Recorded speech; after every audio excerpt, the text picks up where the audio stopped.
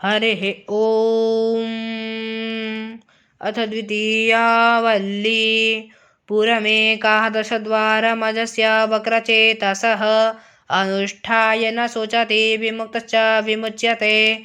एतद्वैतत् अर्थात शुद्ध अंतःकरण वाले अजन्मा आत्मा का यह शरीर 11 द्वारों वाला है। उस शरीर से यथा योग्य काम लेने वाला आत्मा शोक नहीं करता और उसी शरीर से विमुक्त होने से मनुष्य मोक्ष लाभ करता है।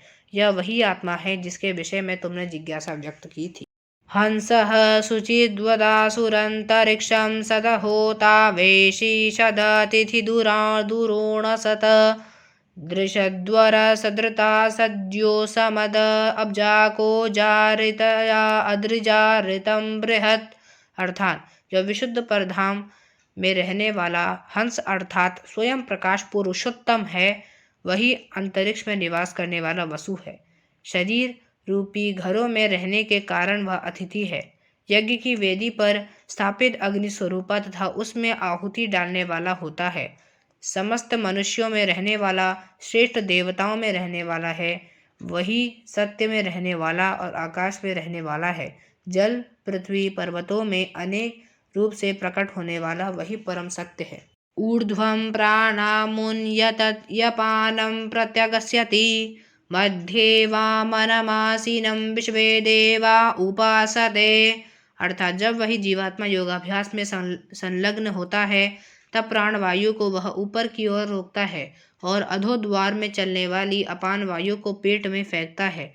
उस समय नित्य प्रशस्त जीवात्मा की सारी इंद्रियां सेवन करती हैं। अर्थात जिस प्रकार संपूर्ण प्रजा राजा की आज्ञा का पालन करती है, उसी प्रकार योगाभ्यास प्राणायाम करने वाले मनुष्य की समस्त इंद्रियां उसके वश में रहती हैं।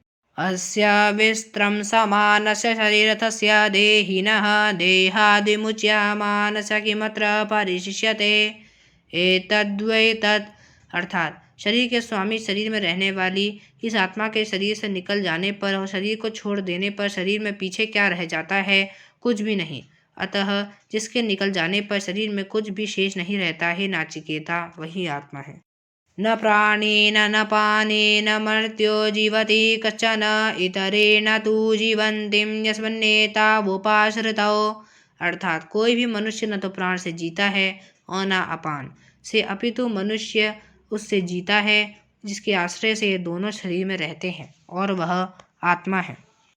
हन्तत इदं प्रवक्ष्यामि गुहां ब्रह्मा सनातनं यथा च मरणं प्राप्य आत्मा भवति गौतम।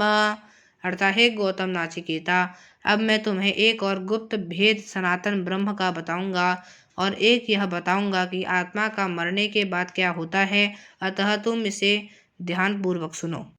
योनिमन्ये प्रपद्यन्ते शरीरत्वाय देहिनः स्थाणुमन्येऽनुशयन्तीं यथा कर्म यथा श्रुतम्।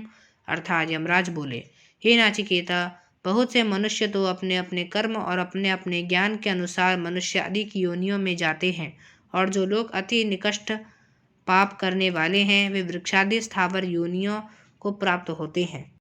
य एष सुप्तेषु जागर्ति कामं कामं पुरुषो निर्मिमाणः तदेव शुक्रं तद्ब्रह्म तदेवामृतमुच्यते।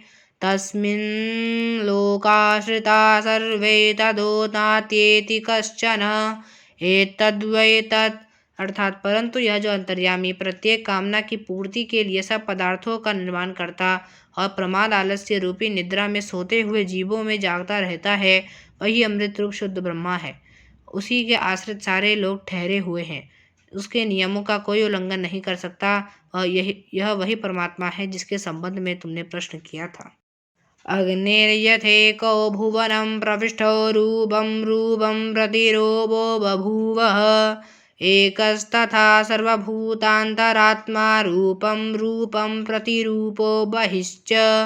अर्थात जैसे अग्नि विद्युत रूप से संसार के सब पदार्थों में प्रविष्ट होकर उस पदार्थ के रूप में ही दिखाई पड़ती है, उसी प्रकार वह एक सबका अंतरात्मा ईश्वर सब पदार्थों के अंदर और बाहर विद्यमान है। जिस प्रकार विद्युत सभी पदार्थों में रहते हुए भी सबसे पृथक है, इसी प्रकार ईश्वर सभी पदार्थों में विद्यमान होते हुए भी सबसे पृथक है। वायुर्थेको भुवनं प्रविष्टो रूपं रूपं प्रतिरूपो बभूवः एकस्तथा सर्वभूतांतरात्मा रूपं रूपं प्रतिरूपो बहिश्च। अर्थात जैसे वायु संसार के सब पदार्थों में प्रविष्ट होकर उन सभी पदार्थों का रूप धारण कर लेता है, इसी प्रकार सबका साक्षी एक ईश्वर प्रत्येक वस्तु में विद्यमान होते हुए भी उनसे पृथक है। सूर्यो यथा सर्वलोकचक्षुः न लिप्यते चाक्षुषे वार्घदौ शैः एकस्तथा सर्वभूतांतरात्मा न लिप्यते लोकदुःखेन वाह्यः। अर्थात जैसे सारे संसार को दिखाने वाला भी सूर्य आंखों के दोषों में से लिप्त नहीं होता, इसी तरह सबको साक्षी एक ईश्वर बाहर के लोक दुख से लिप्त नहीं होती। सूर्य यद्यपि लोकानसरों में को प्रकाशित करता है, परंतु लोक के दोष उसमें नहीं आते। ऐसे ही ईश्वर भी सब जगत में व्यापक है, परंतु उसमें जगत के दोष नहीं आते। एको वशी सर्वभूतात्मा एकं रूपं बहुधा यः करोति तमात्मस्थं येनुपश्यन्ते धीराः तेषां सुखं शाश्वतं न तरेषाम्। अर्थात जो परमेश्वर एक सबका नियंता और सारे चराचर जगत का साक्षी है, वही ये प्रकृति को बहुत प्रकार से रचता है। अर्थात उसी की स्वाभाविक इच्छा से प्रकृति में अनेक परिणाम होते हैं। जो बुद्धिमान भक्त लोग उस जगदीश्वर को अपने आत्मा में व्याप्त देखते हैं, उन्हीं को अविनाशी सुख मिलता है, दूसरों को नहीं। नित्यो नित्यानां चेतनश्चेतनानां एको बहुनां यो विदधाति कामान् तमात्मस्थं येनुपश्यन्ति धीराः तेषां शान्तिः शाश्वती नेतरेषाम्।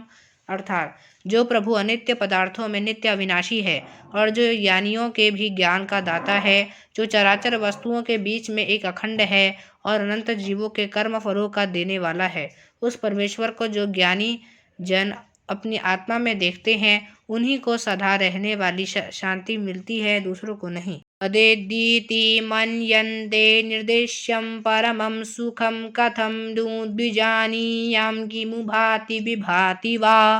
अर्थात यह सुनकर नाचिकेता बोले, हे आचार्य, ब्रह्मवेशा लोग जिसे प्रत्यक्ष से उंगली द्वारा नहीं दिखा सकते कि वह ब्रह्मा ऐसा है और फिर भी उसे अनिर्वचनीय परम सुख मानते हैं, तो मैं ऐसे ब्रह्मा को कैसे जानूं?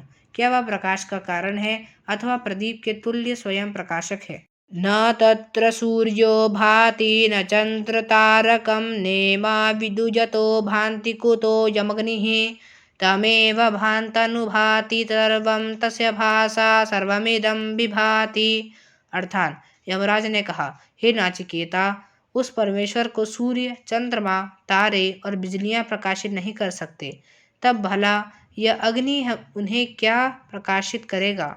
वास्तव में उन्हीं को के चमकाने पर सारा विश्व चमकता है। उन्हीं की ज्योति से यह सारा जगत दीप्त हो रहा है। वह तो प्रकाश स्वरूप है, सभी का प्रकाश वही है। इति द्वितीयाध्याय द्वितीया वल्ली समाप्त। हरि ओम।